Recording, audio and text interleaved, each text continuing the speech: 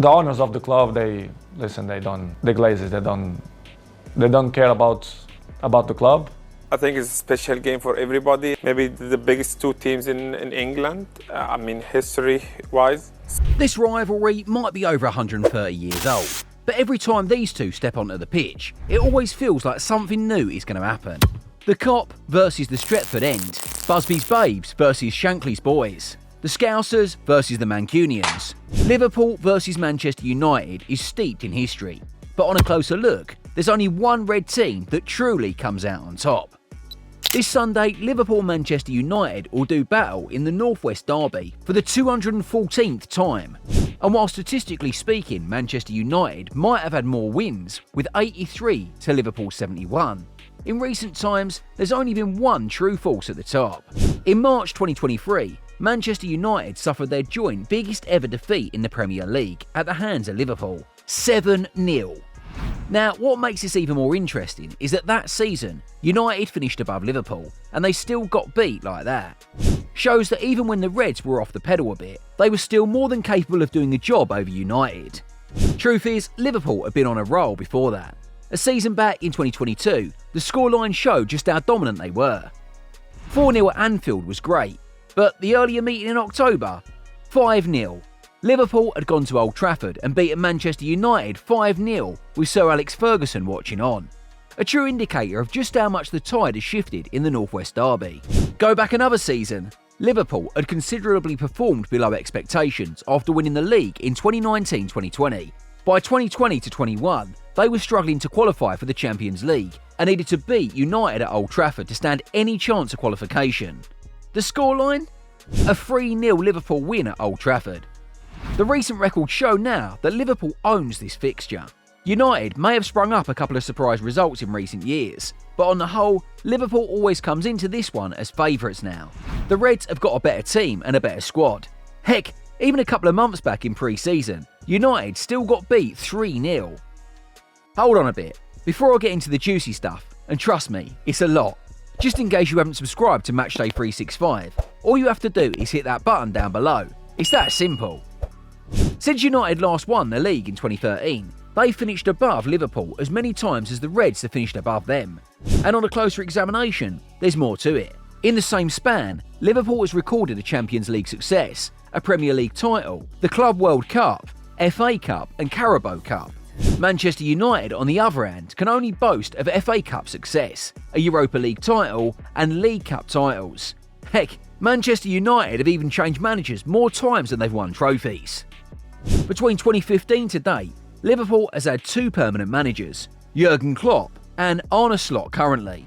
United, on the other hand, has gone through Louis van Gaal, Ryan Giggs, Jose Mourinho, Ole Gunnar Solskjaer, Ralf Rangnick and Erik ten Hag. They bring sport directive Ralf Rangnick, which is something that nobody understands. This guy is not even a coach. A bigger club like Manchester United bring sport directive. Surprised not only me, but all the world. Even Ronaldo didn't know who he was. It says a lot about the standards United have dropped in recent years. And it's crazy to think about it now, because going back in time, this rivalry reached a peak no one expected it to. By the time Newton Heath was created, the original Manchester United team, back in 1878, the cities of Merseyside and Manchester were already in direct confrontations with each other. See, Liverpool was a city of the docks, and it had blossomed into a commercial enterprise. And as the city reached new heights, it expanded economically and commercially. Manchester, on the other hand, a city known for its various amounts of industries, needed materials to produce these industries. This led to Mancunians trying to cut Liverpool off by building their docks. And by the time Liverpool was formed in 1892, a rivalry from an economic and political standpoint had now transformed into a sporting one.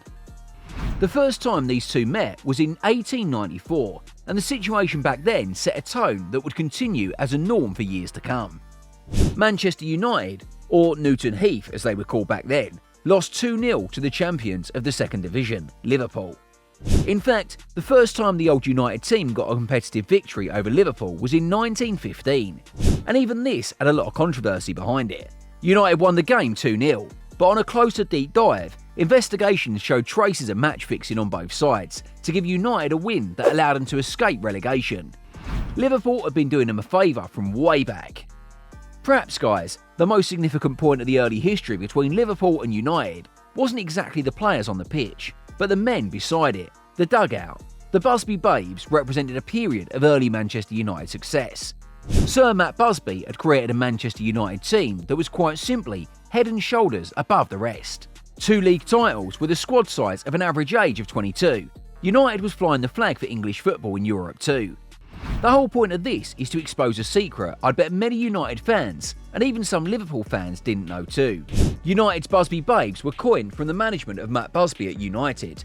But what if I told you that Busby's idea didn't originate from Manchester? Just like the man himself. Sir Matt Busby, a symbol of United's early success, was a former Liverpool player. In fact, it was way more. See, Busby was in line to one day become coach at Liverpool after his player career. But after the Second World War, United offered him a chance to take up the role of first-team manager at the club, which he agreed to, and the rest became history. See guys, even the early periods of United's success had its origins in Liverpool. Before I proceed any further, pretty sure you're intrigued with what you've been watching so far, and there's more too. Do hit that like button and subscribe to Matchday 365. Back into it now, and on a Liverpool front, what United did with Sir Matt Busby, Liverpool did with Bill Shankly. Shankly and Busby transformed Liverpool and United rivalry. Shankly took Liverpool out of the second division and put the Reds in direct confrontation with United. So much so that from 1963 to 1968, the vast majority of awards in England were shared among these two. United won the FA Cup in 1963. Liverpool responded by winning the league in 1964. United won the league in 1965. Liverpool responded by winning the FA Cup. So much back and forth between the clubs at this point, and weighed scale by scale, Liverpool was better. Under Shankly, the Reds delivered. They won the league title, FA Cup and the UEFA Cup, and Manchester United, they got relegated to the second division. Things changed for United when Sir Alex Ferguson was appointed as manager in 1986. And to show how much Liverpool was the standard back then, as parts of the first words as manager, he said this: "We want to knock Liverpool off their perch." The whole game plan and retaliation behind United appointing Ferguson was to knock Liverpool off their perch. United dominated coming into the 1990s and won trophies. But while they succeeded, the truth is, Liverpool never went away. The Reds were always lurking in the shadows. United did the treble in 1999. Liverpool performed a treble of its own in 2001. Often laughed at, but holding weight in reality. They won the League Cup, FA Cup and UEFA Cup under Gerard Houllier. The 2003 League Cup final, United lost to Liverpool to ensure yet another domestic club success for the Reds.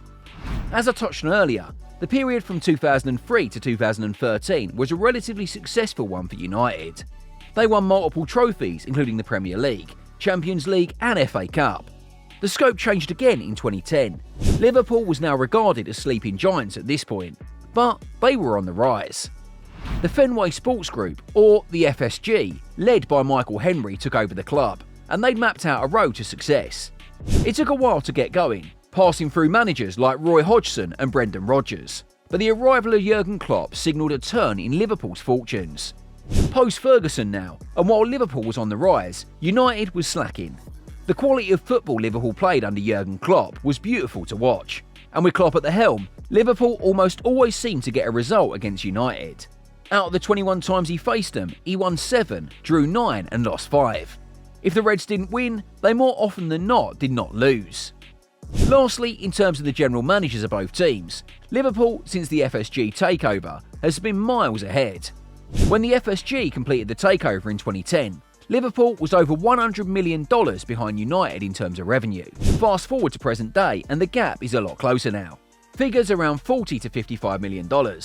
On the contrary, while United still manages to generate a reasonable amount of revenue through shirt sales and player merchandise, it's a well-known fact that the relationship between the owners, the Glazers that is, and the fans is beyond repair. It shows in everything. Liverpool has undergone repairs in fixing sections of the Anfield Stadium to expand the capacity. United, on the other hand, sold their star player because he called out the state of facilities at the club. Speak up and get sold. They're running the place like a mafia house now. In terms of player transfers, Liverpool under the FSG has used a transfer policy that has been largely successful. Players like Mohamed Salah, Andy Robertson, Sadio Mane, Virgil van Dijk and Alisson Becker All these guys came into the club as a result of dedicated efforts by sporting director Michael Edwards and the coaching staff. For Manchester United, well, they've spent money on transfers alright, but it's safe to say they've more often than not underperformed.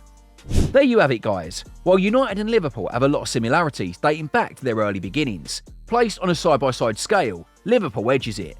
The early periods of United's success were a result of Liverpool's legend in the making. Even when United dominated the scene later on, Liverpool still managed to put on a fight, and now it's clear Liverpool is dominating, while United has fallen way behind.